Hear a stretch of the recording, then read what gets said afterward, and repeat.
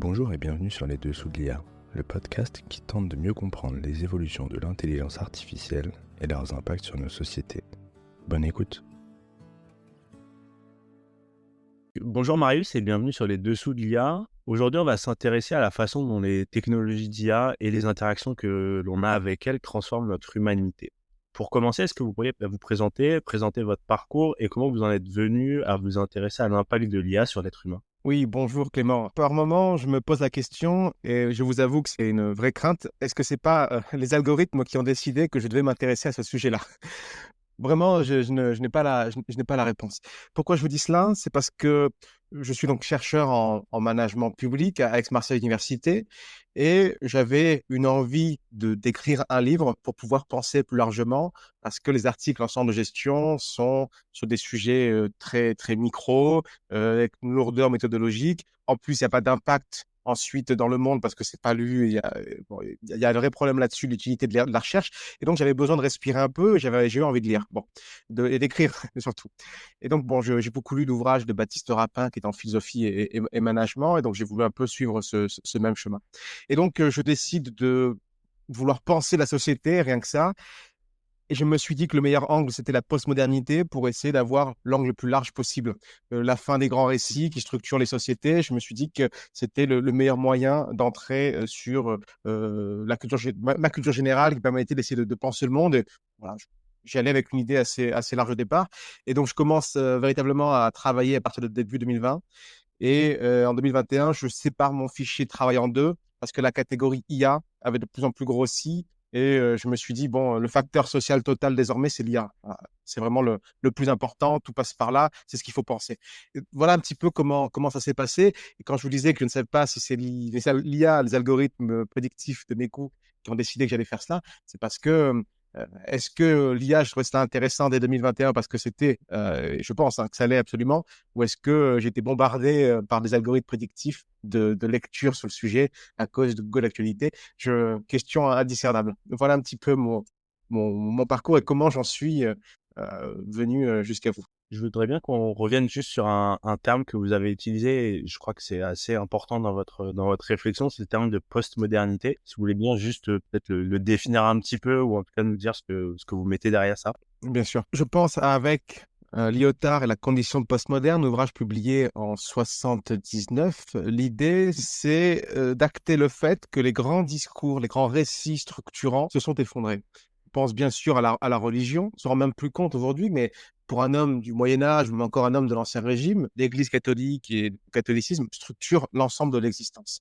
Structure le rapport à soi, le rapport aux autres, la société. Ensuite, les religions se cassent la gueule. Il y a ce que le philosophe Raymond Aron a appelé les religions séculières, qui était le communisme, qui est toujours d'ailleurs le communisme et le nazisme. Donc voilà, c'est ces grands discours-là qui structurent la totalité du réel pour un individu, qui est total. Et donc, la postmodernité, c'est la sortie de ces grands récits. C'est aussi la sortie de la modernité, qui était elle aussi un grand récit, avec l'idée de progrès, notamment de progrès par la technique. Mais j'adore citer le philosophe Gunther Sanders, tous nos concepts moraux ont été gazés à Auschwitz et atomisés à Hiroshima. Ce qui veut dire qu'après la Seconde Guerre mondiale, les grands récits, sur du côté de la philosophie de Hegel, avec l'idée que l'histoire a un sens, la raison s'incarne dans l'histoire, qu'il y a un progrès, tout cela se casse la gueule parce que on se rend compte que, la technique permet à Auschwitz et Hiroshima, on se rend compte que la catastrophe peut arriver parce qu'elle est arrivée et on ne croit plus à ces grands récits-là. Pour terminer là-dessus, il suffit de regarder des documentaires sur le sujet. Quand on voit fin du 19e siècle, du 20e siècle, je pense que ça s'accumule avec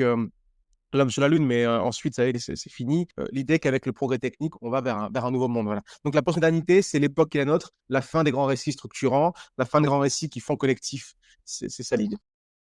Vous évoquiez le fait que vous aviez publié un livre sur l'IA, qui s'appelle L'homme diminué. Donc, vous parlez plutôt d'homme diminué qu'augmenté par l'IA, parce que c'est aussi quelque chose qu'on entend où l'IA va permettre d'augmenter nos capacités. Est-ce que vous pouvez développer un peu ce concept et expliquer en quoi pour vous l'IA diminue l'être humain plutôt qu'elle l'augmente?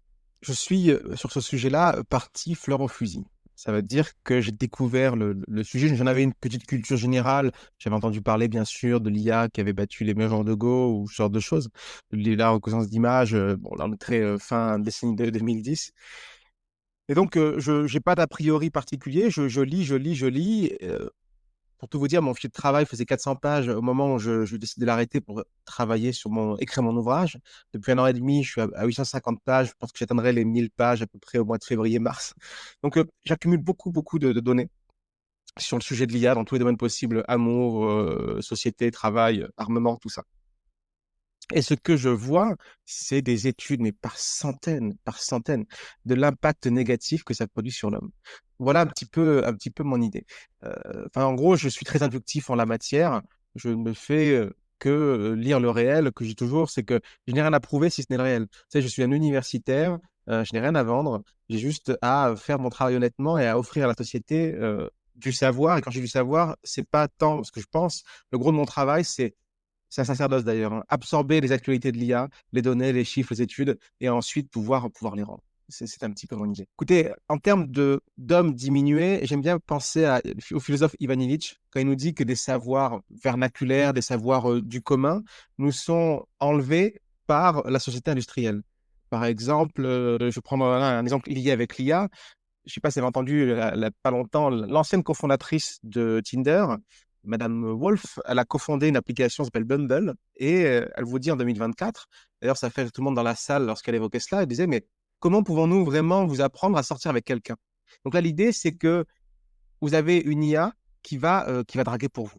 Et donc ça vous dépossède de savoir qui était assez naturel, la capacité de rentrer en contact avec autrui et de tenter de le séduire. Voilà, typiquement, l'homme diminué, c'est qu'on nous prive de ce qui relevait de choses assez immédiates.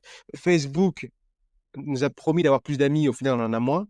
En 20 ans, les adolescents sont passés de 2h30, alors aux États-Unis, de 2h30 de relations amicales en physique à 48 minutes. Donc, en termes de relations amicales, c'est en train de se casser la gueule. En termes de relations amoureuses, les chiffres sont en train de diminuer. Je ne sais plus les chiffres précis, mais bon, en tout cas, il y a une diminution assez stricte par rapport aux adolescents et à leurs relations amoureuses. On nous promettait alors avec Internet, mais c'est encore plus vrai aujourd'hui avec de l'IA, d'avoir accès à toute la connaissance du monde. On n'a jamais si peu lu. Alors, j'ai trouvé récemment des études sur la culture générale, c'est en train de se casser la gueule également. Donc, moi, je pars d'une attitude très inductive. Je vois ce qui se passe. Quand je dis je vois, c'est des faits, des études et des chiffres, et j'en fais remonter un constat. On parle beaucoup en ce moment, vous savez, de maladies mentales, notamment pour de notre jeunesse. C'est dû aux écrans. Alors là-dessus, les réseaux sociaux et les écrans, en termes de mal-être, il y a pas de débat. Vous avez des hypothèses concurrentes. Vous avez deux chercheurs aux États-Unis très connus en la matière, John Haidt et Twenge, qui ont un document en ligne qu'on peut voir. C'est 300 pages de revue de littérature académique sur le sujet. Les seuls points de débat qu'il peut avoir, ce sont les marchands de doute. Donc, c'est un marché qui pèse des centaines de milliards. Donc, forcément, en face, vous avez la création de doutes, de faits alternatifs ou d'études douteuses. Donc là, on est en train de détruire les capacités cognitives de toute une génération. Alors, l'addiction à TikTok, n'en parlons pas. Grâce à des algorithmes prédictifs qui peuvent prédire vos goûts. Et là, ce qui m'inquiète, mais fondamentalement, c'est qu'à l'heure de l'épidémie de solitude, à l'heure où nos plus jeunes ne sortent plus de leur chambre, on est en train d'arriver à l'heure des IA interactives. Et donc, des IA, c'est déjà commencé. Vous avez notamment GPT-4 qui a une voix. Alors, la version anglaise, la voix est vraiment parfaite. Elle est extrêmement humaine. La voix française est un peu moins bonne, mais ça va arriver. Et donc, on va pouvoir créer une relation intime avec une IA. C'est déjà le cas de Replica. 30 millions de configurations d'avatar. Replica, ça permet de créer un ami ou une petite amie virtuelle. Et donc, voilà, cet homme diminué, c'est un homme qui ne sort plus de sa chambre, qui est complètement lobotomisé, qui est un crétin digital, comme disait Michel Desmurger. On a atteint ce qui relève de l'édifice humain, comme dit Desmurger, ses capacités langagières, capacités de concentration. Pour ma part, je parle de capital neuronal pour décrire ce que fait ces algorithmes et ces IA interactives à notre humanité. Donc, ouais, cet homme diminué, donc derrière moi, si j'ose dire, j'ai mon fichier de centaines de pages avec faits, études et chiffres. Je vais en dévoiler, bien sûr, là, quelques-unes durant notre émission, mais ce n'est pas tant un point de vue que je cherche à démontrer absolument, c'est pour ma part très inductif. une question complémentaire par rapport à ça, mais comment expliquer dans ce cas-là que les faits que vous évoquez, l'impact négatif que peuvent avoir ces algorithmes, ces outils sur la santé mentale, sur la solitude, sur tous ces sujets-là, soient pas plus visibles, entendus dans les médias grand public et qu'on entende surtout des représentants de ces entreprises ou de ceux qui fabriquent ces technologies et qui mettent en avant plutôt les aspects positifs et moins ces aspects négatifs. Déjà, il y a ce qu'on évoquait à l'instant, les fabricants de doute, les marchands de doute. Vous savez, c'est comme pour l'industrie du tabac. Arte a fait un très bon documentaire en la matière, je vous invite à le regarder, qui s'intéresse à la question du bisphénol, c'était la question du changement climatique, bien sûr, du tabac. Dès qu'il y a des milliards en jeu, et que le régulateur, le pouvoir politique risque d'encadrer ça, de faire perdre de l'argent à des acteurs industriels, eh bien, immédiatement, on voit apparaître des études pseudo-scientifiques, on voit apparaître des experts de pacotille dans les médias. C'est normal. C'est normal, c'est un mécanisme extrêmement classique. D'ailleurs, marchand de doute, une expression sortie dans des documents de chez Philippe Morris, que lanceur d'alerte avait diffusé. Donc, document interne de Philippe Morris, le cigarettier, c'est-à-dire il nous faut notre arme, c'est créer le doute dans le public. Donc il y a peut-être deux choses. Un, il y a des acteurs malveillants qui veulent faire de l'argent. Bon, c'est assez classique au final. Il y a une journaliste importante de la Silicon Valley, la plus importante. Elle a écrit un ouvrage récemment. Et la première phrase, c'est au final, ce n'était que du capitalisme. Voilà. Derrière cette volonté des GAFAM de créer plus d'amis, de changer la société, il y a quand même une volonté de faire de l'argent, bon, au détriment de tout. Des relations sociales, des relations amoureuses, d'environnement. Bon, et là, il y a quand même un événement qui est en train d'advenir, me semble-t-il, notamment sur la question de l'éducation et des écrans. Alors, il y a un an, c'était Gabriel Attal qui disait que les écrans étaient une catastrophe sanitaire, mais bon, quelques jours plus tard, il allait au salon de la tech, donc des acteurs qui nous vendent des solutions numériques pour l'éducation. La science dit que ça sert à rien, que c'est négatif.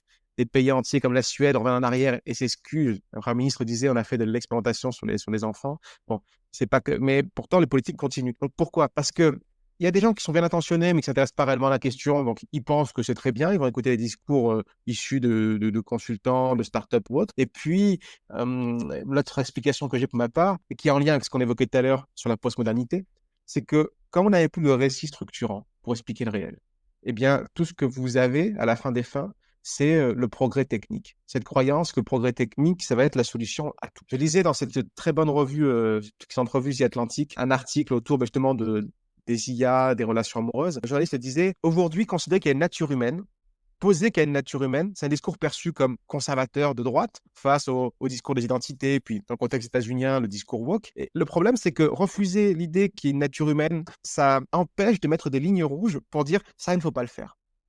Il y a des considérés, alors, sans poser les critères sur la nature humaine absolue, ça revient à l'idée qu'il y a des droits fondamentaux sur lesquels on ne doit pas venir. Mais la dignité, elle est protégée en droit. Bon, elle est protégée, j'ai envie de vous dire, uniquement en droit parce que l'Union européenne le rappelle que tout individu a droit à sa dignité, sa protection physique et morale.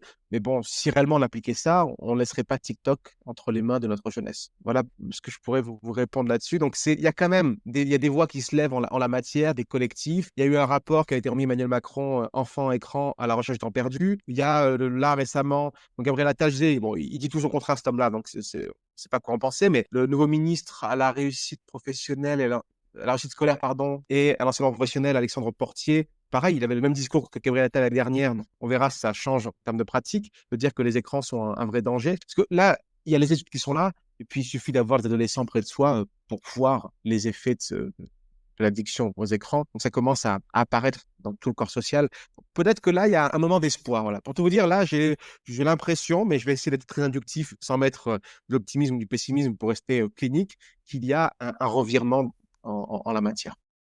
Et j'avais envie d'être un peu, alors je sais pas si c'est provocateur, mais sur ces outils-là, et je pense notamment aux LLM type ChatGPT et autres, ou des entreprises, et je pense notamment à une startup qui est en train d'être lancée par Cédric O, l'ancien secrétaire d'État au numérique, où l'idée, ça se fait d'avoir un LLM dans une incarnation physique, une sorte de boîte ou autre, qui pourrait être dans une classe et donc qui serait pas forcément connecté à Internet, donc qui éviterait peut-être des fuites de données et qui permettrait à des élèves d'interagir avec lui. Moi, à titre personnel, je vois que c'est des sujets qui m'intéressent et je sais qu'avec mon fils là qui a presque 10 ans, il utilise ChatGPT puis on en discute et c'est vrai que je vois qu'il peut y avoir un intérêt à l'utiliser. Par exemple, j'ai pas la réponse à des questions, donc il y a une interaction qui se fait. Donc je devais retourner le sujet de dire certes, et c'est une réalité, il y a un impact des écrans, il y a pour autant on vit dans un monde de plus en plus numérique. Est-ce qu'il n'y a pas aussi un intérêt à aborder ces questions, permettre aux enfants d'utiliser ces technologies avec un regard critique. Et là, l'enseignant, il peut avoir un rôle très important. Mais en tout cas, que ça soit pas quelque chose soit blanc où on utilise à fond les écrans, c'est génial, ou soit noir c'est vraiment mal, on l'utilise pas. Il n'y a pas un juste milieu à imaginer. Un juste milieu, peut-être, mais il faudrait voir de quelle application on parle. Je sais que récemment, j'ai oublié le nom de ce monsieur, mais un acteur de la Silicon Valley, sorti de Stanford, passé par Tesla et OpenAI. Et quand il évoquait TikTok, il disait il disait c'était de la cocaïne digitale. C'est la première fois que je sens mon cerveau attaqué par une IA. Alors là, j'évoque le cas TikTok, mais pour vous dire que cette idée d'une sorte de juste mesure, elle est compliquée avec certaines IA, certaines applications, parce que c'est fait pour rendre accro. Ça produit des effets particuliers sur les individus.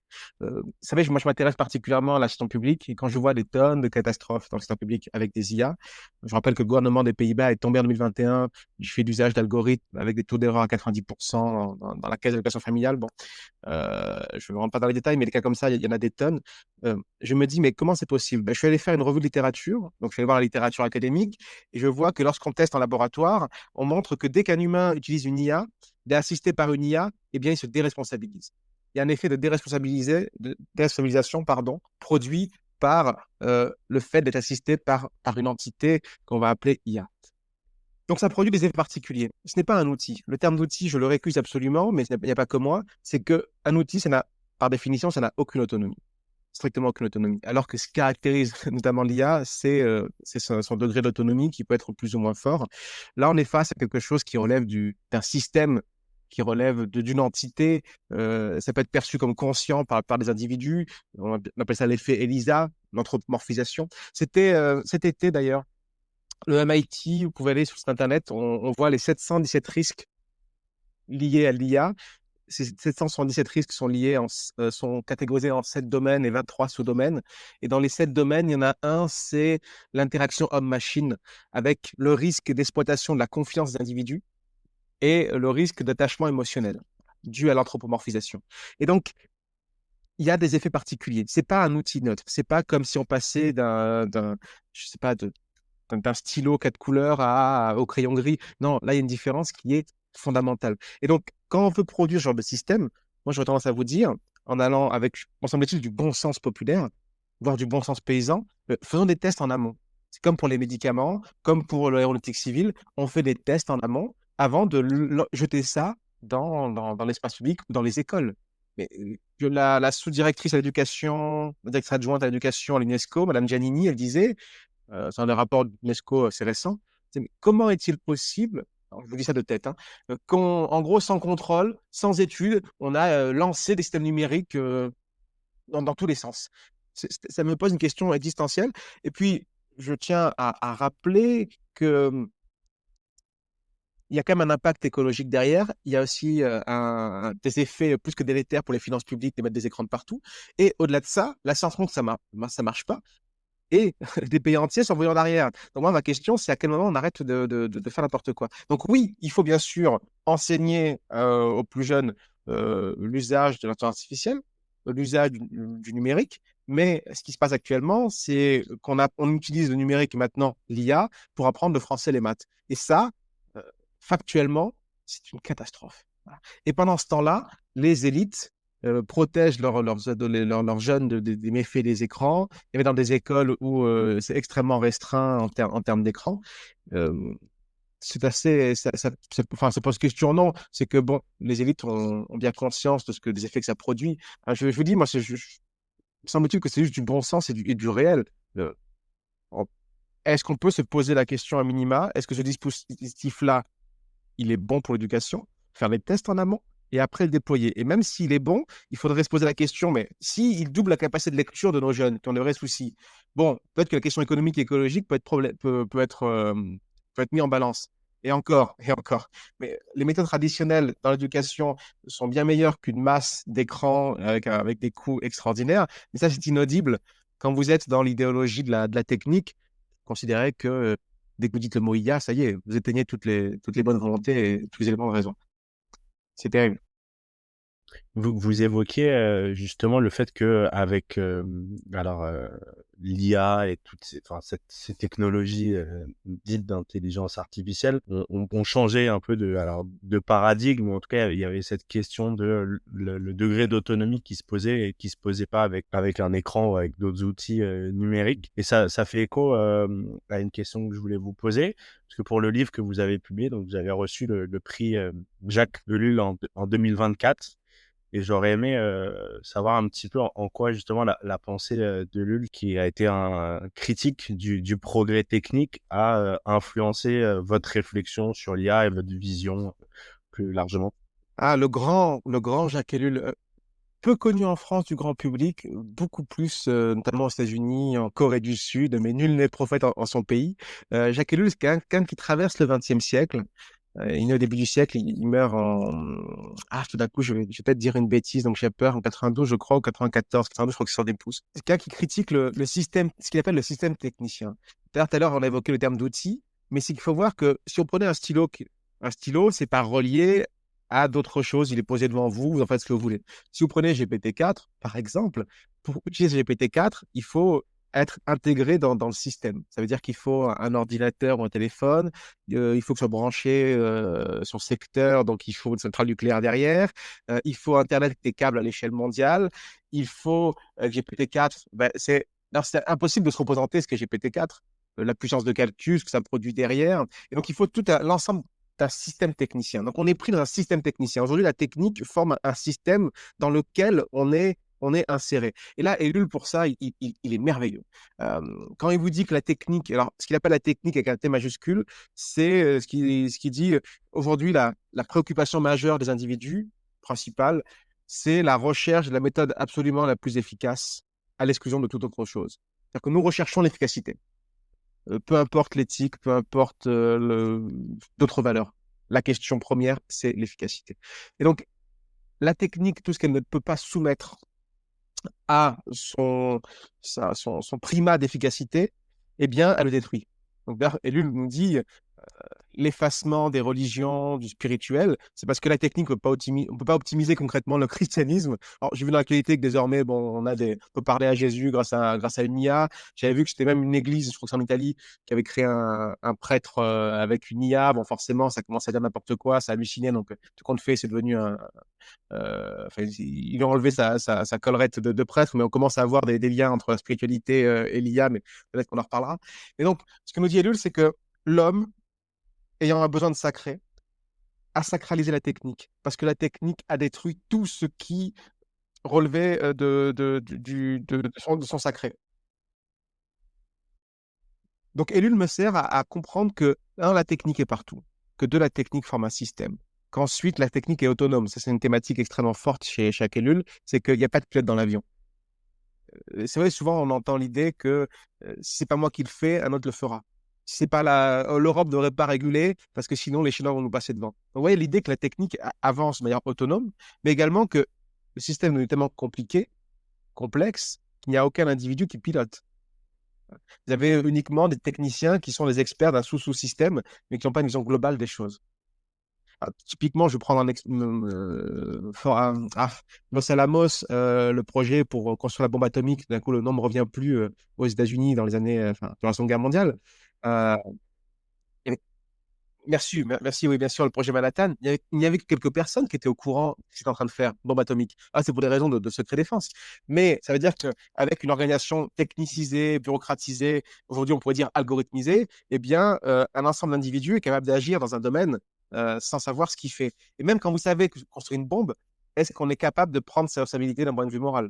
Là, on serait du côté du philosophe Gunther Sanders. C'est l'idée n'est pas capable de se représenter les effets de la technique. J'évoquais tout à l'heure GPT-4.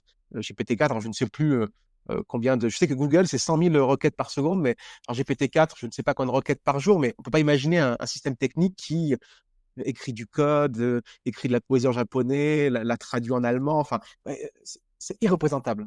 Voilà, Greta Sanders, il évoquait l'irreprésentabilité des effets de la technique. Il parlait bien sûr de 6 millions de cadavres, il pensait à la Shoah, il pensait aussi à la bombe atomique. On ne peut pas se représenter ces effets-là. Donc là, avec Ellul, ça nous permet de comprendre que la technique, c'est le facteur social total, c'est autonome, ça avance selon ses propres règles, que ça détruit l'homme parce que la technique a besoin d'adapter l'homme au système, et donc ce faisant, j'ai envie de dire, elle le blesse. Elle le blesse. La télévision nous avait déjà blessé. Il y a une citation d'Ellul que j'aime beaucoup. C'est l'idée, alors, attendez, je vais essayer de la retrouver. Ah oui, oui, la pratique intensive de la télévision anesthésie l'acte réflexif de la conscience et inhibe la parole. Et aujourd'hui, quand vous rajoutez à la télévision nos écrans type TikTok, ben, là, on y est. On y est. Conscience réflexive, la parole. Pour ça, déjà, il faudrait lire. La présidente du Conseil national du livre disait récemment, en plaisantant, mais c'est terrible, elle disait, nous risquons d'avoir bientôt plus d'auteurs que de lecteurs, parce que c'est en train de se casser la gueule. Parce que le temps d'écran, il nous prive du temps de vie, qui peut être des relations amicales, de l'activité sportive. Ellul dit que la contemplation, la vie contemplative, c'est l'acte le plus révolutionnaire au sein du système technique. Parce qu'aujourd'hui, on est entièrement agité. Et là, vous savez, l'effet d'addiction provoqué par les écrans, il fait qu'un individu ne sait plus s'ennuyer. Il faut constamment moi, je parle de se recharger. En gros, je dis que la contre-conscience algorithmisée qui fonctionne sur le rythme que les algorithmes décident, eh bien, quand on prend son smartphone, une étude montrait que c'était 200 notifications par jour pour un adolescent, et je trouve que c'est quasiment autant d'ouverture Alors, j'ai dit smartphone, téléphone intelligent, pardon. Je me force à franciser tous les termes, sans quoi on ne sait pas de quoi on parle. Un égo-portrait, ça parle. Un selfie, ça ne me parle pas. Égo-portrait, on comprend de quoi il est question. On est souvent étonné du vocable intelligence artificielle. Si on appelait le téléphone intelligent nos téléphones intelligents, comme le font les Québécois, peut-être qu'on serait moins choqué par ça. Alors j'aime bien le terme de la CNIL, il parle d'ordiphone. Je trouve ça assez, assez sympathique. D'où l'importance de la langue pour ne pas être trompé. Donc c'est tout ça, Ellul. C'est cette perspective-là. Ellul, c'est un autre facteur que je trouve extrêmement important. Quand Ellul écrit en 1945 un article, il dit Hitler a gagné. Il faut le faire. Hein, et en juin 1945, il écrit cela. C'est l'idée que la mobilisation totale, l'exploitation des individus, la violence hein, est présente dans le système technicien, qu'il soit nazi, communiste ou capitaliste, parce qu'au fond, les trois sont des productivistes, ont un rapport au monde d'exploitation, et la technique et les unit dans leur mode de fonctionnement. D'ailleurs, la quête de chacun des systèmes, c'est d'être le plus performant possible. Bon. Et donc, il n'est pas en train de nier qu'il y ait des différences de doctrine, mais au fond, c'est pas ça le plus important. Donc, vous voyez, ce décalage du regard, il est extrêmement intéressant. Et pour peut-être vous convaincre de ce point-là, prenez le terme ressources humaines, que je trouve ignoble. Prenez le terme matériaux humains, je le trouve aussi ignoble. Et matériaux humains renvoie au vocable nazi pour ressources humaines, qui est le vocable du capitalisme. Donc oui, dans les deux cas, c'est un rapport à l'homme qui est un rapport d'exploitation. Donc là, on oublie la dignité de l'individu, on le réduit à un moyen, et derrière, il y a un arrière-fond du darwinisme social, de la lutte du plus fort, de la concurrence. Bon. Donc, Ellul me sert à voir tout ça pour tout vous dire. Il y a un point que vous avez évoqué sur lequel j'aimerais bien revenir. Vous parlez de l'autonomie du système technique. Et c'est vrai que quand on parle d'IA, mais pas que, je pense par exemple dans le domaine militaire où on se dit bah finalement si nous on le fait pas, les Chinois vont le faire, les Américains vont le faire ou quelques autres pays. La question que j'avais envie de vous poser, c'est est-ce qu'il n'y a pas quand même une certaine réalité derrière ça, dans le sens où, en tout cas au plan géopolitique mondial, aujourd'hui, il n'y a pas d'organisation supra-étatique, supranationale qui permettrait de réguler un peu toutes ces questions-là, si on parle de l'intelligence artificielle, de décider d'une politique commune. Et donc, on a des systèmes culturels, des gouvernements différents, avec des trajectoires différentes, des points de départ différents. Et si je prends l'exemple militaire où par exemple, en France, on a toujours dit que il faut absolument qu'il y ait un homme dans la boucle. Il n'y aura pas de drone complètement autonome, même si ça devenait techniquement possible. Et si demain, ça s'était développé en Russie, en Chine, on imagine que sur le champ de bataille, la contrainte d'efficacité, elle viendrait un petit peu percuter la contrainte éthique, ou en tout cas les règles qu'on s'est données. Comment on gère ça, cette question de finalement, si moi je le fais, il y a quelqu'un d'autre qui va le faire. Bien évidemment on s'auto-persuade de ça, mais est-ce qu'il n'y a pas une part de réalité quand même derrière ça? Il y a une part de réalité. Mais d'ailleurs, je reviens à Ellul quand il nous dit c'est la religion des faits. En gros, dans le système technicien, nous nous soumettons au poids du réel. On pourrait dire avec Thatcher, il n'y a pas d'alternative. Euh, c'est pas facile et c'est notamment audible pour nous, hommes postmodernes, l'idée qu'il puisse avoir des valeurs autres que l'efficacité. En gros, qu'on puisse dire non et accepter de ne pas être efficace, voire de mourir d'ailleurs, hein, parce qu'on a des valeurs fondamentales. C'est très difficile. Et c'est pour ça qu'il nous faut du droit mu par des valeurs, qu'il nous faut des instances internationales, sans quoi c'est extrêmement difficile. Mais on y est arrivé avec les armes nucléaires, bon, dans une certaine mesure.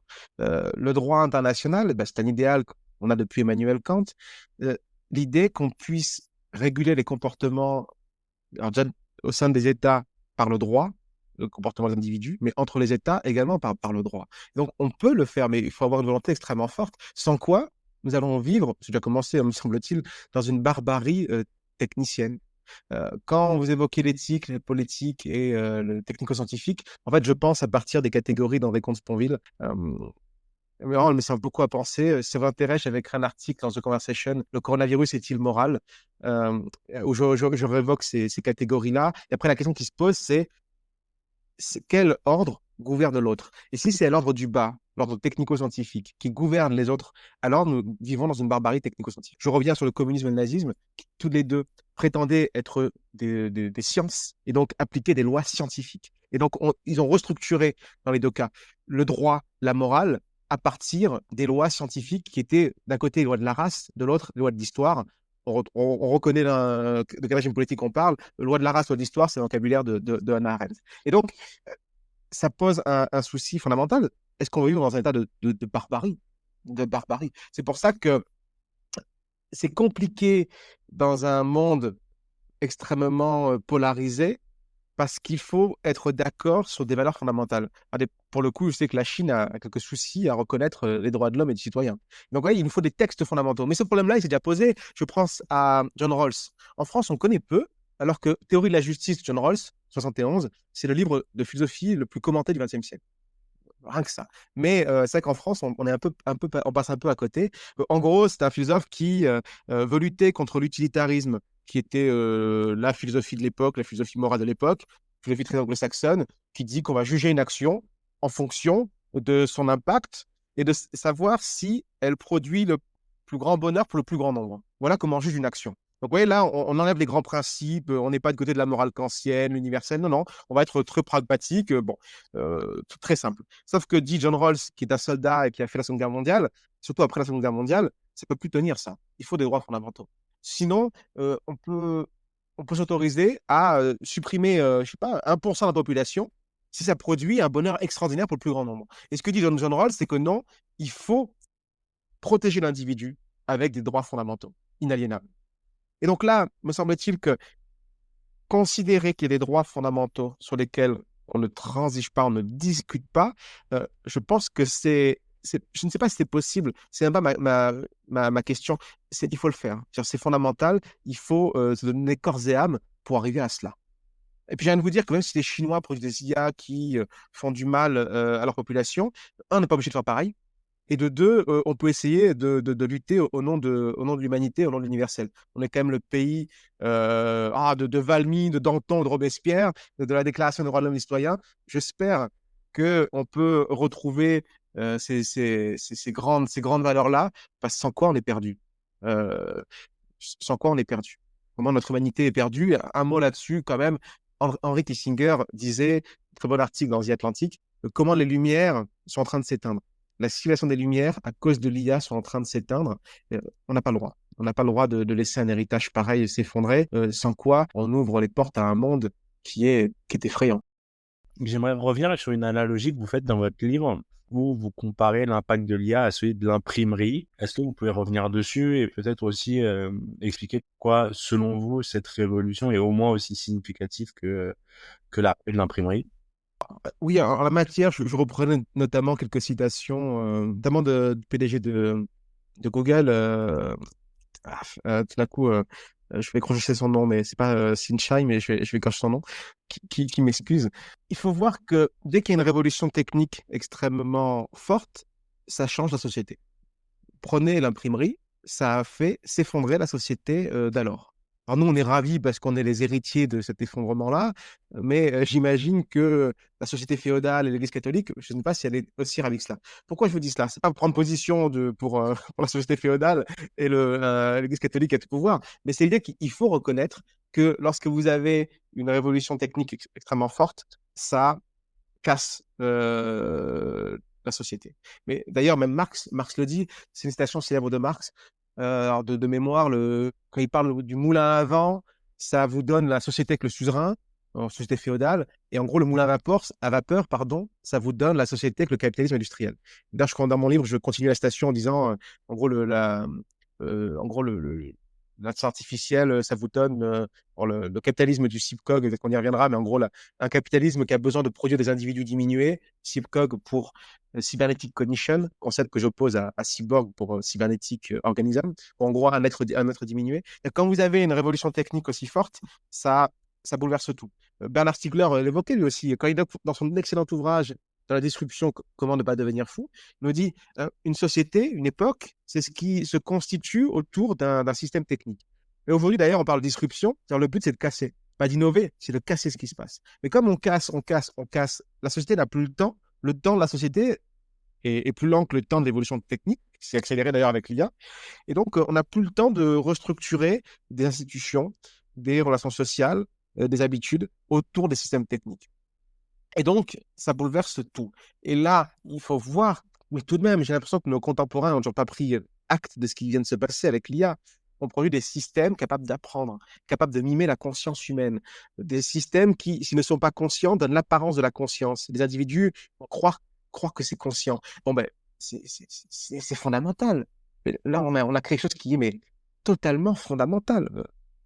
Donc, l'imprimerie à côté, je dois se dire, c'est peanuts. C'est vraiment pas grand-chose.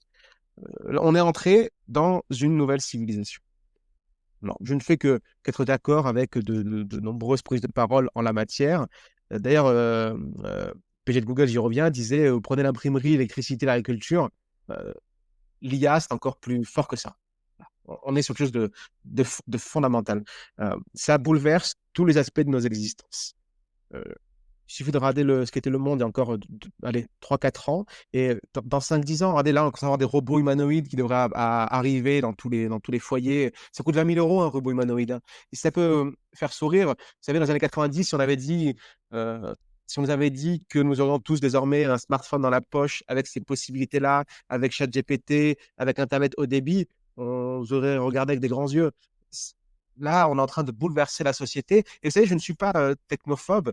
Moi, ce qui m'inquiète, c'est que je vois les études sur les effets négatifs.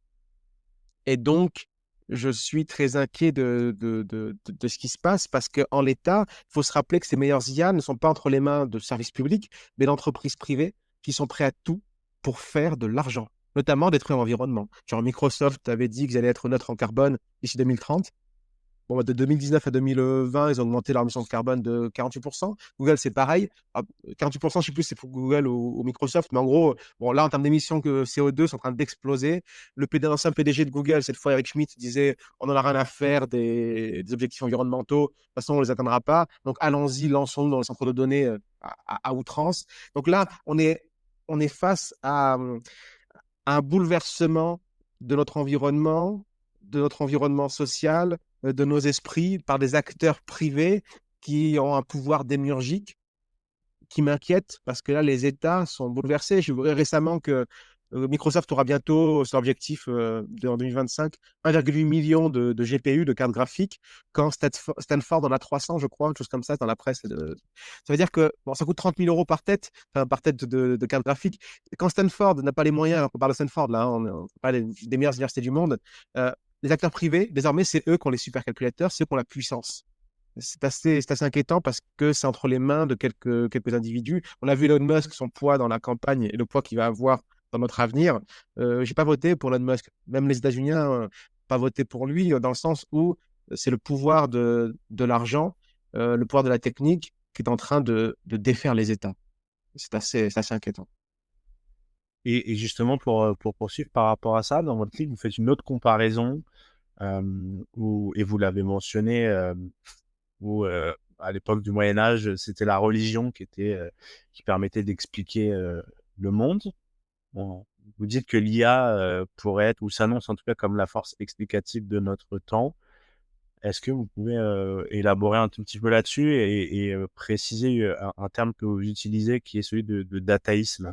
Alors, dataïsme, je reprends ça. C'était David Brooke. C'est un article dans le New York Times de 2013 qui nous dit que désormais la, la religion de l'Occident, donc Occident postmoderne, déchristianisé et autres, c'est le dataïsme, c'est la religion des données. Il faut voir que pour un homme du Moyen Âge, alors c'est compliqué de se remettre dans la peau d'un homme du Moyen Âge, mais le monde n'est pas le fait de la matière froide, mécaniste. Dieu est partout. La chair du monde est divine. Ça explique tout. Dieu, ça permet de tout expliquer.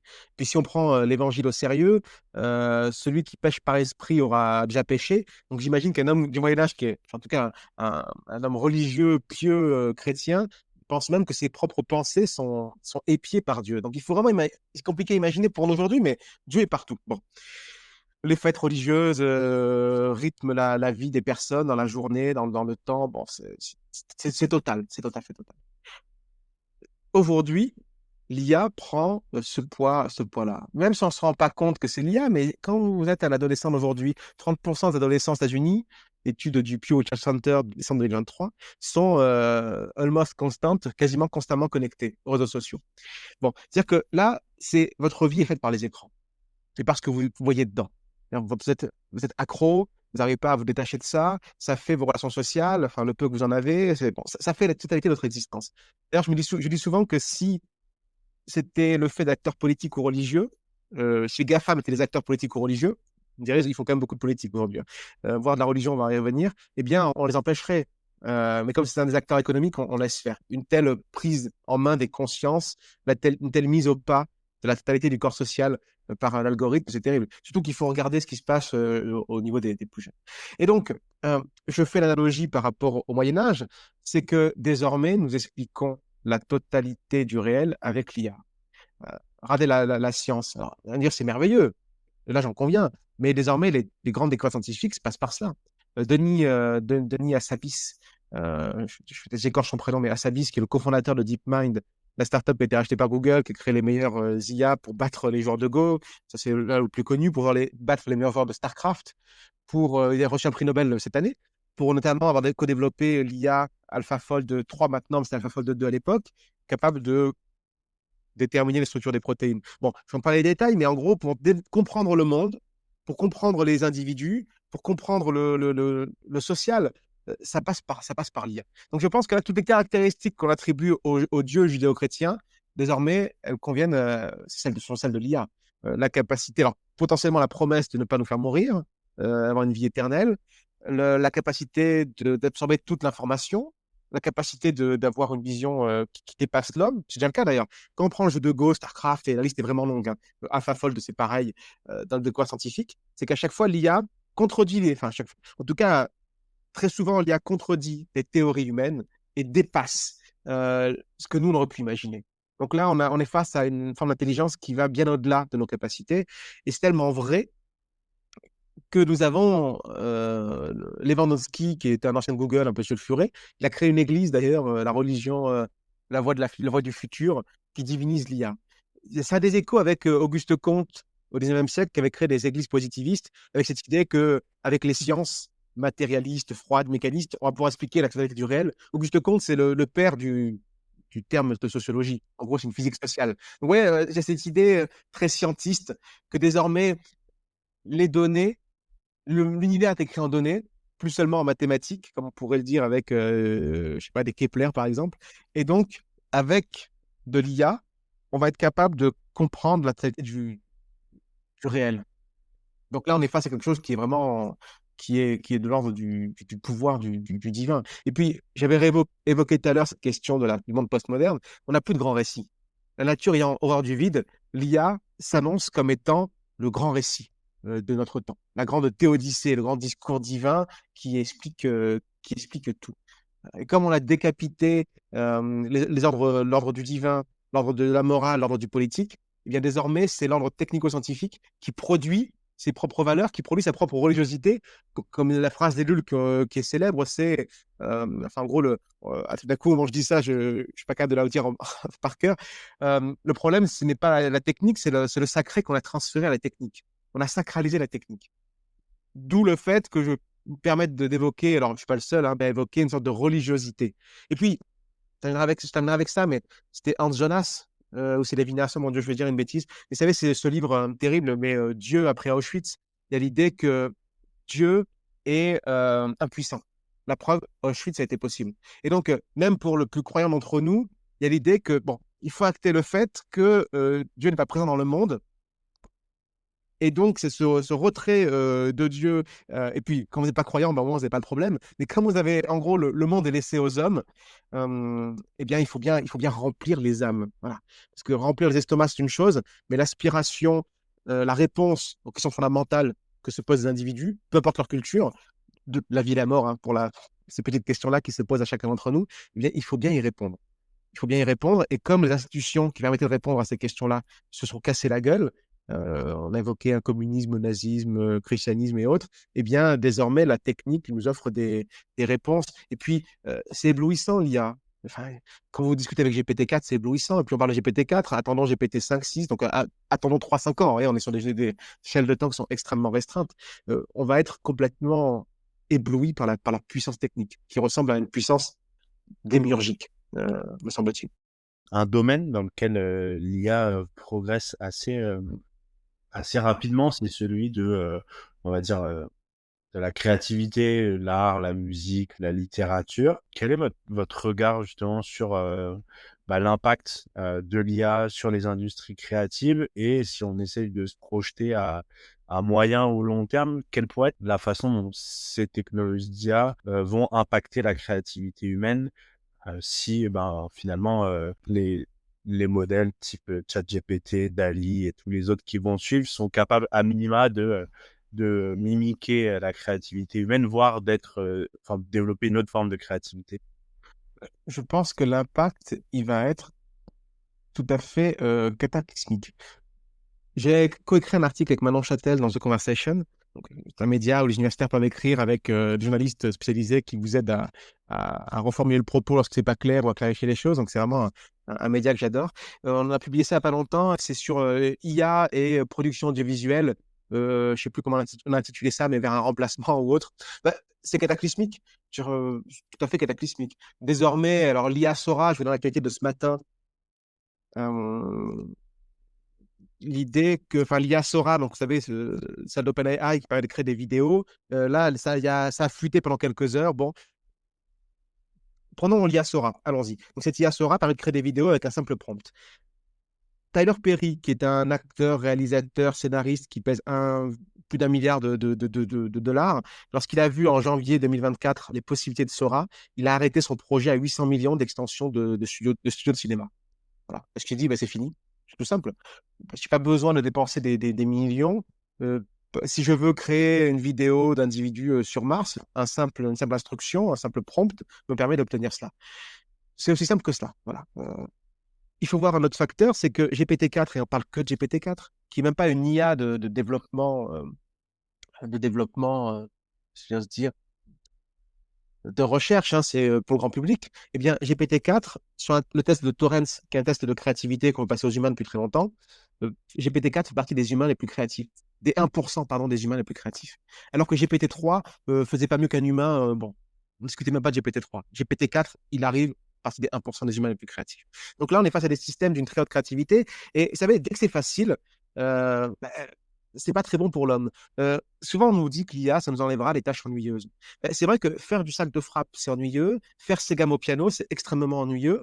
Lire des longs textes, de gros livres un peu barbants, ça peut être extrêmement ennuyeux face à une vidéo TikTok. Bon, là, vous allez me dire, je pousse un peu le bouchon, mais pourquoi je vous dis ça? C'est parce que quand on fait ses gammes, au sens propre comme figuré, on développe beaucoup de choses. On apprend beaucoup de choses. Et donc là, face à l'humanité qui est assistée par une IA, donc qui va avoir du mal à trouver l'envie d'avoir envie, comme disait le grand Johnny, eh bien, ça va être compliqué de développer la créativité. Ça tombe pas du ciel, la créativité. La créativité, c'est le fruit de milliers d'heures de travail pour potentiellement développer une capacité créative dans un domaine. Et donc, là, cette capacité à se donner corps et âme de motivation, de travail, elle est anémiée par le fait que ces algorithmes, ces écrans nous agitent et nous donnent pas envie de d'œuvrer de cette manière-là. Et puis face à nous, on est face à des choses assez inquiétantes. J'aime beaucoup actuellement des exemples où vous avez des personnes qui font des réalisations artistiques réelles et on les refuse parce qu'on considère que c'est de l'IA. C'était le cas d'une dame, Suzy Dougherty, en Australie. Elle est il y a une exposition Gucci et là, elle prend des mannequins habillés en Gucci, son fils de 18 ans, et elle prend une photo. Et la photo est extraordinaire, vraiment, il faut la voir, elle est très très bonne. Et quand on prend cette photo à un concours de photos, on lui refuse car on lui dit que ça a été fait par une IA. Il y a plusieurs cas comme ça. Ce qui est intéressant, c'est que quand vous arrivez au sommet de votre art, ou alors vous avez une idée extraordinaire, d'un moment de création, un moment absolu, eh bien, on vous ramène à une machine et on vous dit que on ne vous croit pas, on pense que vous avez triché. C'est une humiliation terrible pour l'homme. Je dis souvent que l'IA est une humiliation pour l'homme parce que ce qui restait à l'homme, c'est de croire qu'il était la seule entité en ce bas monde à être intelligente, capable du beau, capable de création. Désormais, c'est plus le cas. Là, il va falloir redéfinir l'homme autrement. Prenez l'IA, les IA de création de vidéos. Vous voyez, prenez donc Sora, mais c'est pas la seule. On vous disait, oui, mais c'est capable de faire des vidéos que de 30 secondes, voire une minute. On ne pourra pas, avec ça, faire des films, choses comme ça. Et pourtant, alors je sais pas quand c'est sorti ça, mais bon, peut-être en mars de cette année, il y avait un clip de musique que je trouve assez intéressant d'ailleurs, The Hardest Part du groupe Washed Out. Bon, en anglais, dans ce qu'il est, vous trouvez ça sur YouTube. Et donc, on voit un clip de musique qui est assez extraordinaire, de 4 minutes, fait par cette IA-là. Donc, en fait, l'individu a rassemblé plus de 80 vidéos, je crois, différentes. Et donc, ça y est, en fait, c'est très possible. Toy Story, ça fait une publicité avec ça. Le PDG de Pixar DreamWorks, bon, ceux qui ont fait... tout d'un coup, j'ai oublié le nom de ce... Bon, un des deux, je ne sais plus, PDG de ces deux grandes entreprises, il disait, aujourd'hui, pour refaire Toy Story, il me faudrait 90% de temps en moins, de coûts en moins avec de l'IA. Alors, vous allez me dire, tant mieux, n'importe qui pourra faire son film à la maison. Alors, ça, c'est vrai. Sauf que, comme dirait Ellul, quand vous donnez à n'importe quel idiot un caméscope, eh bien, vous allez produire des films de vacances de piètre qualité. Il suffit de voir ce qu'on voit sur Instagram où tout le monde se prend pour un photographe. Pourquoi? C'est parce que faire de la photographie, ça demande un peu de travail. Réfléchir les angles, les photos, il faut les lire un peu de théorie, il faut s'intéresser aussi aux grands photographes. Ça demande un petit peu de temps. Mais là, aujourd'hui, comme n'importe qui considère qu'il est un individu, une star à sa façon, avec des outils techniques qui facilitent aussi les choses, il faut bien le dire, les filtres et tout ça, les corrections d'image, eh bien, c'est compliqué en termes de créativité d'aller faire ces gammes. Parce qu'on est face à des systèmes techniciens qui sont en train de bouleverser une industrie. N'importe qui. Il y a un individu, un Canadien, il a fait plus de 100 livres différents. Des livres pour enfants, je ne sais plus, mais bon, choses comme ça. Vous savez, il y a des personnes qui... Enfin, Amazon est inondé de livres produits par IA. Bon, on est vraiment très, très loin de Proust. Parce qu'il est très difficile d'entendre qu'il faille passer des années à lire, à travailler, et après des années à écrire, à retravailler ses phrases. Oui, j'ai une grande passion pour Francis Cabrel. D'ailleurs, je suis en train d'écrire un livre sur la philosophie chez Cabrel. Ce que j'aime chez cet homme-là, moi, ce qui m'a appris, c'est le travail et le temps. En gros, Cabrel, c'est des chansons qui mettent des mois, surtout des années à écrire. Alors, je ne sais plus laquelle, d'un coup, ça m'échappe, mais il y a une chanson, il a mis 12 ans à la finaliser. Parce que le mot ne convient pas, ça ne sonne pas parfaitement. C'est comme ça qu'on produit des grandes œuvres d'art. Quand on voit des tableaux de grands maîtres, ça a son prix des années, des années de travail. Des années de travail. Et donc ça, je crois que nous avons de plus en plus de mal à entendre le fait qu'il soit nécessaire de passer des années pour produire une œuvre à l'heure de la facilité et à l'heure où l'IA est capable de faire des choses extraordinaires. C'est dans Nature que c'était publié ça récemment, une grande revue états-unienne académique, où on voit que ça y est, les poèmes produits par IA sont indiscernables d'IA de poèmes produits par des êtres humains. Voilà ce que je pense. Alors, la créativité, quand même, dans le monde managérial, un mot que je trouve, une étude dont on a beaucoup parlé, c'est l'étude du BCG qui est sortie en décembre 2023, en septembre 2023, pardon. C'était l'impact de ChatGPT sur les consultants. Bon, l'étude est déjà obsolète, parce que c'était GPT-4, maintenant on est passé à 4.0, mais obsolète peut-être, mais il y a quelques éléments intéressants. Sur la créativité, l'étude montrait que si ça augmente la créativité de 40% chez les individus, ça fait baisser la créativité au niveau collectif. Mais aussi parce que quand vous utilisez GPT-4, notre entreprise va utiliser GPT-4 également, et donc il y a une perte de créativité. Et puis, les consultants qui utilisent GPT-4 depuis plus de 6 mois disaient on a bien l'impression d'être moins bon. Mais vous savez, il suffit de revenir à Aristote, hein, c'est en forgeant qu'on devient forgeron. C'est aussi bête que ça. Plus vous courez longtemps, plus vous êtes capable de courir longtemps. Plus vous exercez votre esprit en faisant des mathématiques, plus vous êtes capable de faire des mathématiques. C'est aussi bête que ça. On pourrait résumer et s'éviter de lire des milliers d'articles académiques en écoutant Aristote. Pourquoi je vous dis ça? C'est que moins vous faites l'effort d'être créatif, moins vous le serez. Et une autre étude plus récente qui est aussi bonne, là, du MIT, montrait que euh, il y a des activités, des tâches où l'IA fait mieux que l'homme. Il y a des activités où l'homme fait mieux que l'IA. Il y a des activités où la combinaison homme-IA sera moins bonne ou meilleure. Il faut rentrer dans une granulométrie très fine pour trouver dans quelle configuration ça rentre. C'est mieux ou pas. Moi, ce qui m'inquiète, vraiment pour tout vous avouer, c'est que la facilité de l'IA va rendre l'homme feignant, tout simplement. Ça, c'est ma grande inquiétude. C'est qu'on va perdre le travail de long terme. Un dernier mot là-dessus. Peut-être deux mots. Il y a Nicolas Carr en 2008 qui avait écrit cet ouvrage Est-ce que Google nous rend stupides? Il a 50 ans en 2008, donc autant dire qu'il n'a pas grandi avec TikTok. C'est un intellectuel de premier plan. Et il dit mais je n'arrive plus à me concentrer et à lire de gros livres. Et ses amis, c'est pareil. On est en 2008. Qu'est-ce que dirait un jeune de 15 ans aujourd'hui qui a grandi avec les réseaux sociaux?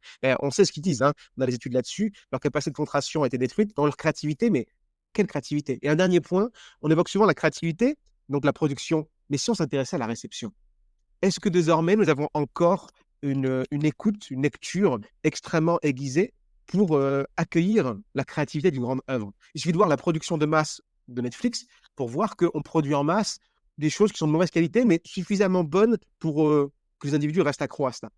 C'est-à-dire qu'il faut aussi regarder la lecture de la réception. Et je pense que nous avons une réception de mauvaise qualité parce que, c'est simple, comment apprécier un livre si on n'est pas été un lecteur? Comment apprécier une belle photo si on n'a pas été, notre sens esthétique n'a pas été dressé? C'est pas possible. Donc on va produire des choses très médiocres, mais en même temps avec un lectorat, une réception médiocre. Donc vous voyez, de la production à la consommation, dans les deux cas, l'IA est présente. Et je vois dans les deux cas une diminution de nos sens esthétiques dans la production, dans la création et dans la réception. En préparant l'épisode, j'ai beaucoup pensé à un livre que j'ai lu il y a quelques temps qui s'appelle Homo Confort, d'un anthropologue italien que vous connaissez peut-être, qui justement s'interroge et s'intéresse beaucoup à l'impact que cette notion de confort et la recherche permanente du confort dans nos sociétés a sur nos capacités cognitives, nos capacités physiques. Et le fait que si on regarde par exemple sur la hausse partout, en tout cas en Occident, et pas que d'ailleurs, du surpoids, de l'obésité, de la capacité physique, c'est pas juste au niveau cognitif. Est-ce que finalement l'IA, c'est pas juste une continuation de ça, peut-être survitaminé avec des outils encore plus puissants, mais qui répondent d'une certaine façon à notre quête de confort, d'en faire le moins possible, que ça soit facile? Vous disiez faire les gammes. En fait, il y a quelqu'un qui fait les gammes pour nous d'une certaine façon. Et la question que j'avais, c'est comment on peut lutter contre ça ou essayer de rendre attrayant l'inconfort, la difficulté, le fait de pratiquer, de recommencer, enfin de se remettre à tisser plusieurs fois, de réapprendre la difficulté, d'échouer, de recommencer, parce que finalement c'est ça qui permet aussi d'apprendre, que ce soit dans le monde physique ou dans le monde intellectuel. Ouais, j'ai un peu cette interrogation, comment on rend l'inconfort attrayant et on redonne un peu ce goût de l'effort. C'est pas un truc de vieux con de se dire l'effort c'est bien, mais comme vous disiez, si on pratique pas, si on ne fait pas, la créativité elle a tendance à baisser, on a tendance à niveler par le bas et pas par le haut. C'est la question centrale de notre époque que vous posez, c'est comment on rend désirable cela. Vous savez, j'essaie d'inscrire ma pensée dans le réel. C'est ça que d'ailleurs je parle de capital neuronal pour être en lien avec la pensée de Bourdieu sur le capital économique et le capital culturel. Bon, je mets ça de côté peut-être, mais c'est l'idée que il existe des archipels. Je prends Jérôme Fourquet, l'archipel français. Ça veut dire que il me semble qu'au sein de l'élite, on continue à dresser. Là, je suis très nietzschéen, je parle pas d'éducation, mais de dressage. Un homme qui est dressé qu'il faut dresser par le savoir. Bon. Et donc, malheureusement, l'éducation nationale, si elle continue sa trajectoire de nivellement par le bas et d'écran de partout, on ne va pas permettre l'émancipation de tous. Et malheureusement, c'est que je parle de noblesse de l'algorithme, c'est que Arthur Mensch disait qu'il y a 1000 personnes dans le bas monde à même de créer ses meilleures IA. Donc la véritable élite, elle, continue à prendre soin du corps et de l'esprit de leurs enfants. Et donc, culture, sport, tout cela. J'ai discuté avec Yves Marie, qui est un essayiste extraordinaire, mais en même temps un militant associatif qui a cofondé Lève les yeux, l'association qui milite contre les méfaits des écrans, qui fait des formations dans les écoles, et donc beaucoup notamment dans les quartiers populaires. Et un jour, Yves me disait qu'il discute avec une adolescente qui est d'un milieu plus aisé, qui des activités sportives et culturelles, et qui n'est pas accro à son smartphone. Je sais plus s'il y en a un d'ailleurs. Bon. Et il m'avait dit, mais j'avais oublié qu'à l'adolescence, ça pouvait être ça. Parce que la destruction de nos capacités cognitives, elle est réelle. Je vous parle d'études, là. Il y a des chiffres extrêmement clairs là-dessus, sur la capacité de concentration, des relations sociales et tout cela. Et donc, comment rendre ça désirable face à des systèmes techniques comme TikTok? C'est impossible. Concrètement, face à TikTok, c'est compliqué de rendre quelque chose de désirable. Sauf une fois qu'un cerveau a été piraté, détruit dans ses capacités de concentration, qui veut sa dose de dopamine, avec des choses simples, là, à ce moment-là, il faut une désintoxication extrêmement, extrêmement virulente. Et donc, moi, ce qui m'inquiète, c'est qu'il n'y a que des milieux sociaux plus que favorisés, culturellement et économiquement. Peut-être plus culturellement, d'ailleurs. Enfin, je dirais, avec un milieu culturel, je ne sais pas, typiquement des profs du secondaire, donc un haut niveau culturel, mais pas un haut niveau économique très fort, peuvent continuer, ils le font déjà souvent, d'éduquer leurs enfants dans le savoir, dans les livres et dans tout cela. Donc, comment on rend ça désirable? On ne pourra pas lutter contre des systèmes hyper addictifs. Et moi, ce qui m'inquiète aujourd'hui, c'est là on rentre dans le nouveau monde, qui est quelque part décrit par le film Her de Spike Jonze avec Twombly, là, le personnage de Joaquin Phoenix qui tombe amoureux de son IA. C'est qu'on va avoir des IA qui nous parlent avec une voix dans l'oreille. Ou avec des lunettes de réalité augmentée, on verra notre IA présente à côté de nous. C'est déjà commencé avec Replica, vous savez, on peut parler, on peut même discuter avec, il y a des millions de personnes qui ont des relations amoureuses avec ces trucs-là. Et donc là, comment on fait pour lutter contre ça? Comment on fait pour rendre ça désirable? Le problème, c'est que le discours, il est conservateur en la matière. Parce que si vous êtes une perspective très, je vais dire, post-moderniste, la technologie, c'est super, la Silicon Valley, c'est merveilleux, les écrans, allons-y, pourquoi cadrer les choses? En fait, c'est que l'éducation, par essence, elle est conservatrice. Comme disait Hannah Arendt, l'éducation, c'est transmettre le monde, donc par essence, le passé, aux plus jeunes, pas pour qu'ils le répètent, mais pour qu'ils puissent déjà en être les héritiers, pour aussi construire quelque chose.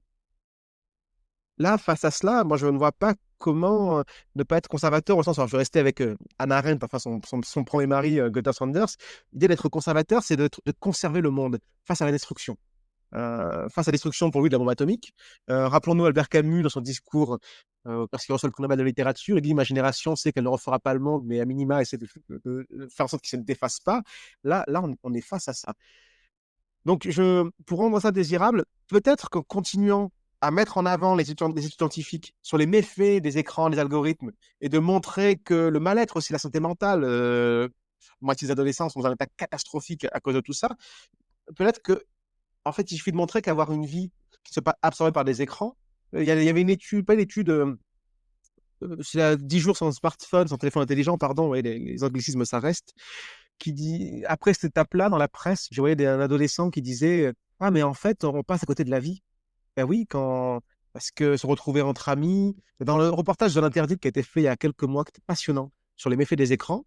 C'est intéressant, on voit à un moment donné alors un couple assez aisé qui avait la Ciotat, une adolescente totalement accro aux écrans, on ne voit personne. Bon, comme beaucoup d'adolescents, les parents laissent faire parce qu'ils comprenez, il faut être moderne justement. C'est leur génération.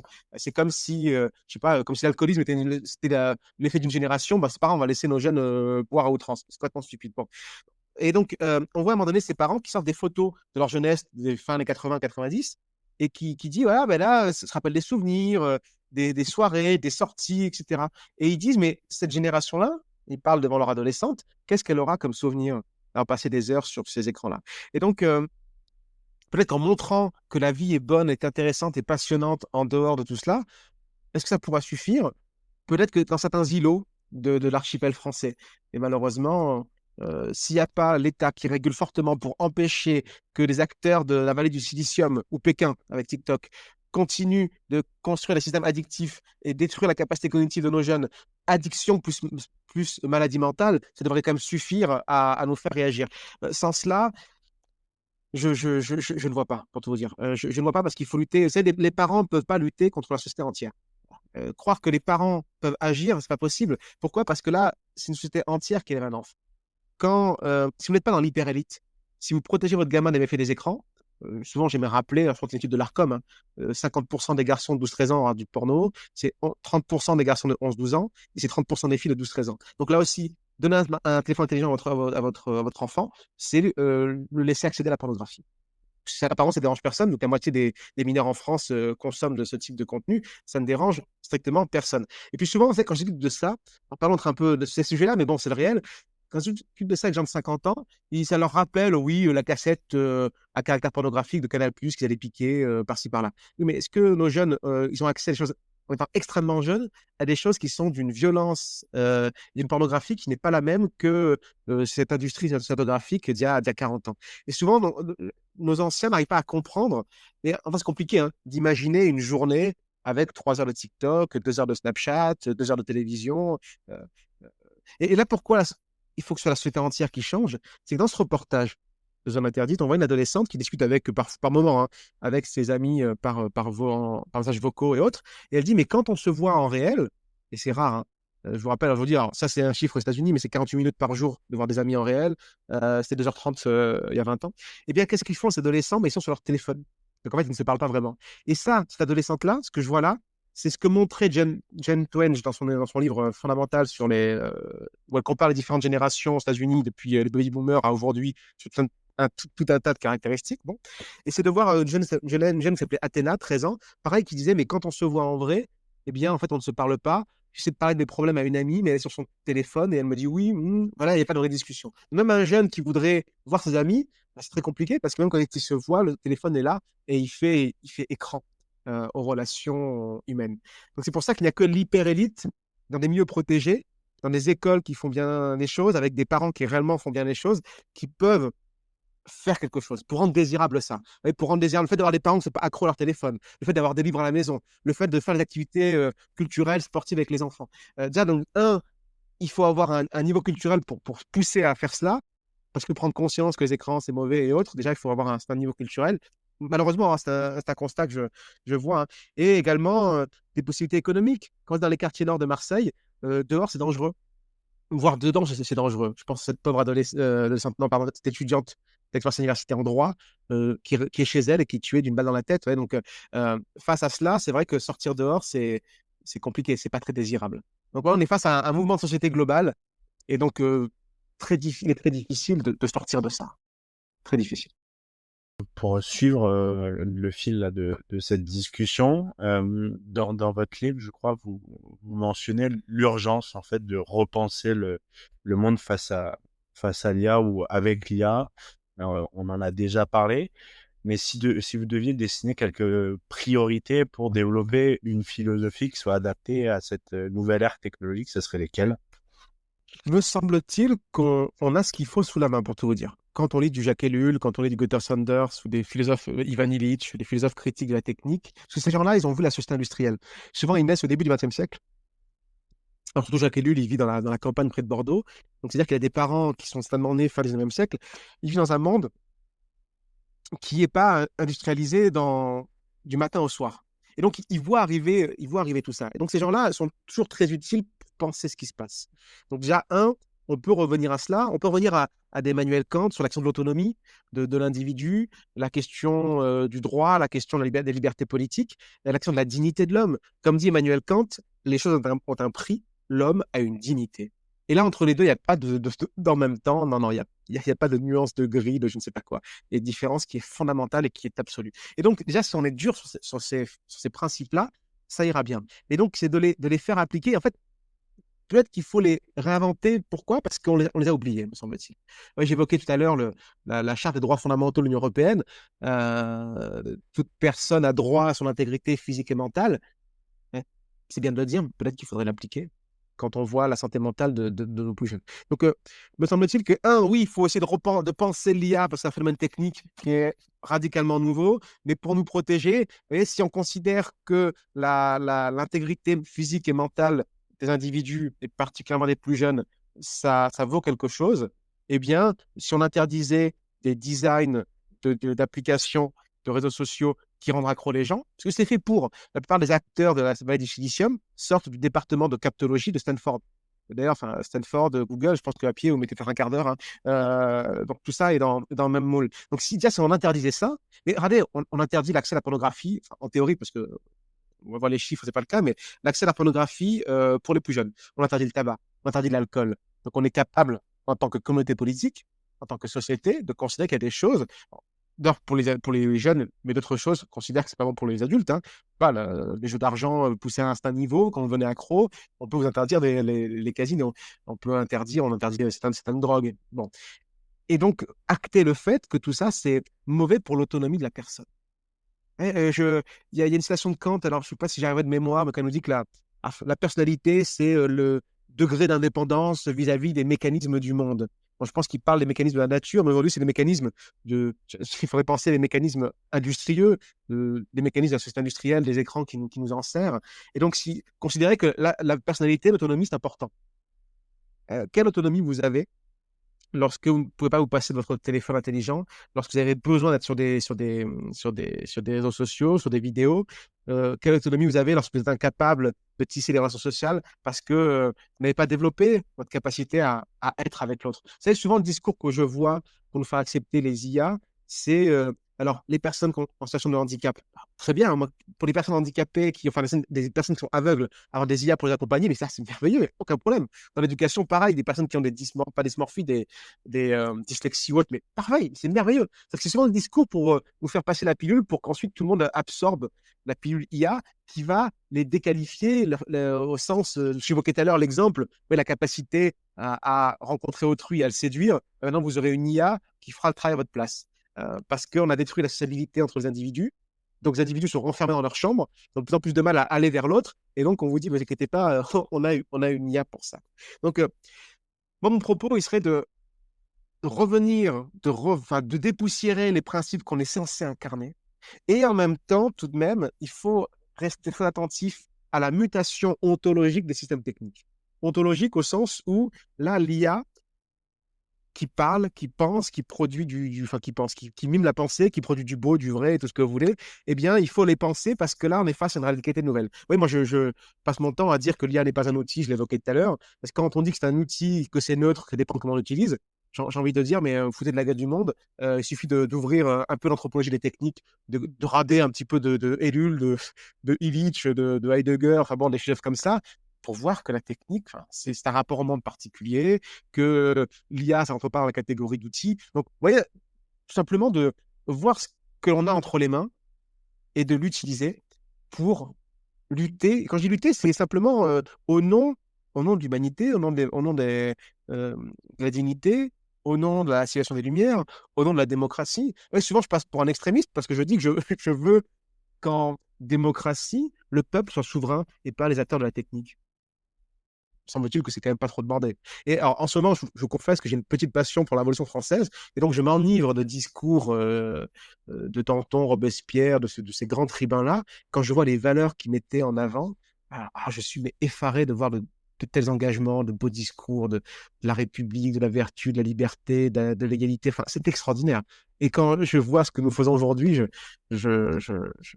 j'ai honte. Voilà, pour tout vous dire, j'ai véritablement honte de ce qui se passe.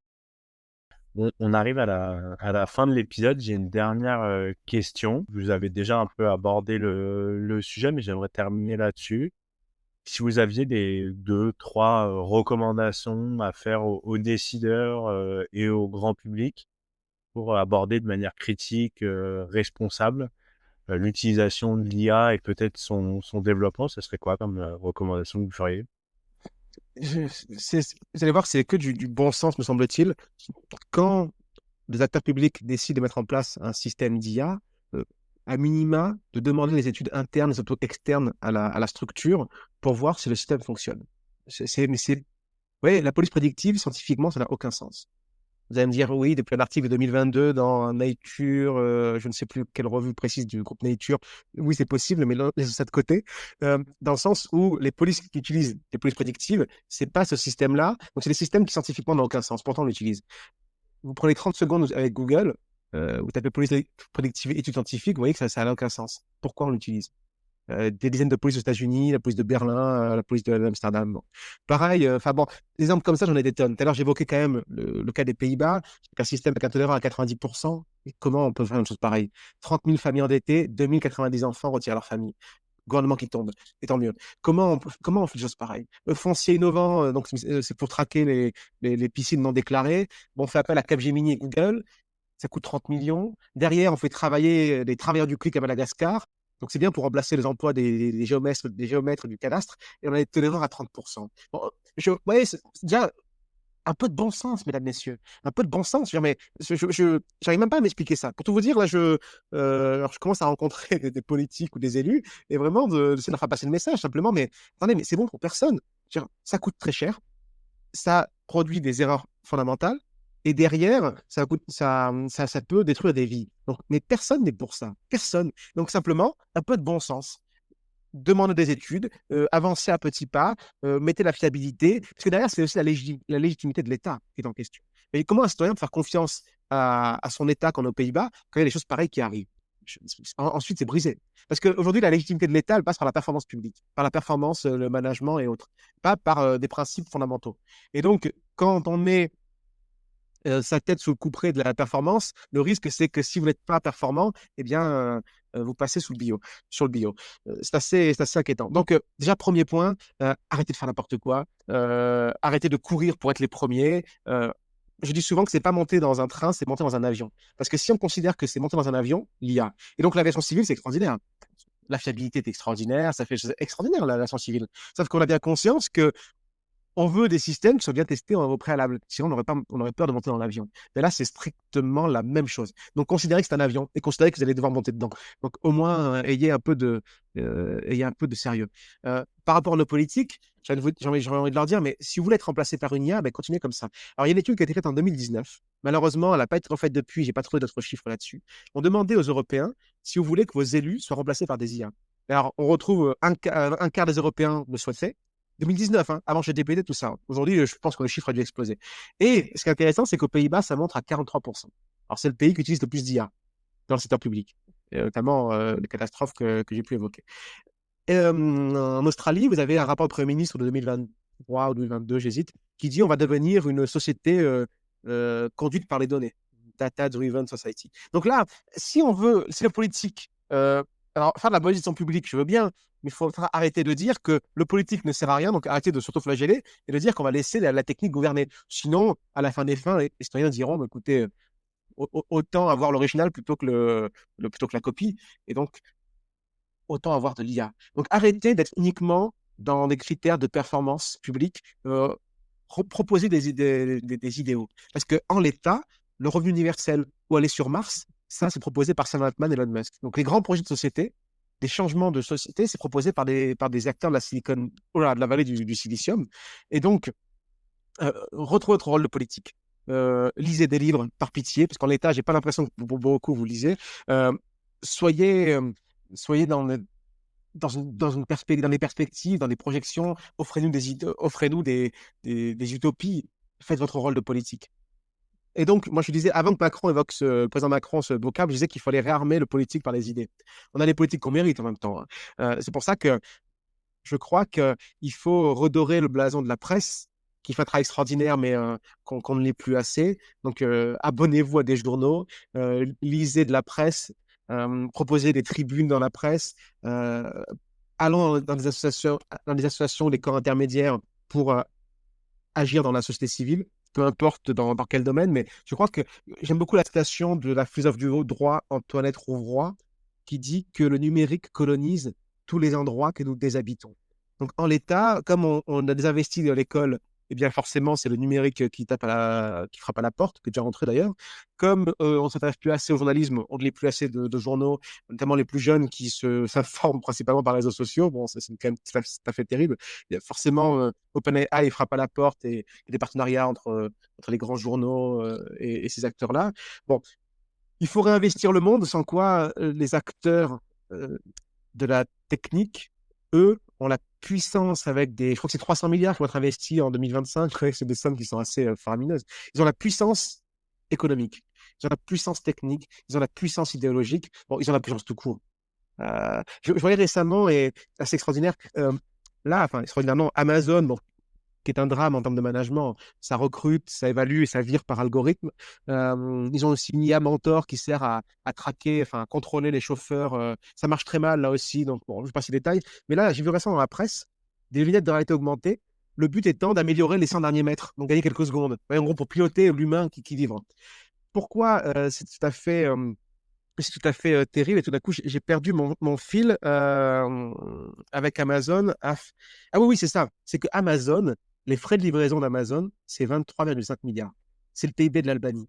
Donc, vous voyez, c'est intéressant, c'est que Amazon pèse tellement que les frais de livraison, c'est le PIB d'un petit pays. Donc, Amazon, c'est quasiment 80 milliards de budget en recherche et développement. La France, le budget d'enseignement supérieur et de la recherche, qui ne sert pas que à faire la recherche et développement. Et puis, ce n'est pas que dans le domaine technique. On a des domaines très différents au sein des universités. Mais là, je crois qu'on est à 27 milliards. Donc, vous voyez la différence de poids. Et donc là, on voit la puissance du monde. On évoquait tout à l'heure les GPU avec Microsoft qui en a 1,8 million de GPU. Le monde est en train de basculer. Le monde est en train de basculer. Donc, j'ai envie de dire aux politiques, soit vous démissionnez, au sens propre du terme, parce que là, actuellement, vous êtes réellement en train de démissionner. Le RIA est une blague absolue. J'aime bien rappeler que le premier texte, la version du texte qui sort en 2021, ne prend pas en compte l'IA générative, mais ils sont encore à l'IA prédictive. Alors que l'IA générative, c'est dans la presse. C'est dans la presse, il y a des scandales. Donc, je ne sais pas comment on peut être aussi mauvais. Ils ne sont même pas capables de faire de la prospective, ils ne sont même pas capables de voir le réel qui est sous les yeux. Donc vraiment, je suis très inquiet là-dessus. Donc je crois, mais il y a des forces sur les écrans dans l'éducation, il y a des associations, il y a des prises de parole dans la presse, donc il y a des invitations dans les commissions parlementaires, il y a des rapports. Donc voilà, il y a des acteurs de la société civile, mais je veux dire que c'est notre responsabilité à tous. J'ai envie de vous dire à chacun, c'est mon côté révolution française en ce moment, citoyen, lève-toi. Voilà. Citoyen, la vertu publique a besoin de toi, car la nation est en danger. Donc de l'audace, toujours de l'audace et encore de l'audace, comme dit Danton. Merci beaucoup, Marius, d'avoir répondu à mes questions. Puis j'espère à bientôt alors. Merci encore, Clément. C'est un vrai plaisir. À très bientôt, j'espère. L'épisode est maintenant terminé. J'espère qu'il vous a plu. N'hésitez pas à le partager autour de vous et à vous abonner au podcast pour écouter les prochains épisodes. À bientôt.